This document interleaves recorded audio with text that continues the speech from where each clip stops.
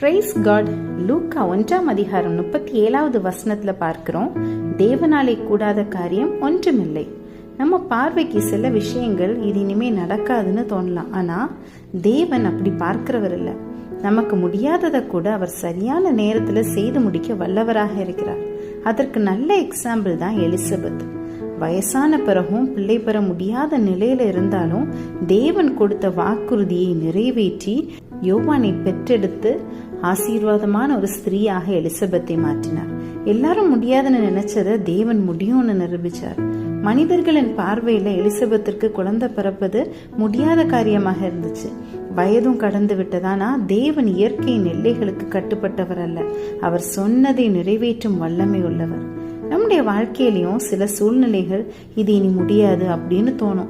மருத்துவர்கள், நண்பர்கள் அல்லது சூழ்நிலைகள் நம்பிக்கை இல்லாத வார்த்தைகளை நம்ம கிட்ட சொல்லலாம். ஆனா தேவன் ஒரு கதவை திறக்க நினைச்சா யாராலும் அதை மூட முடியாது.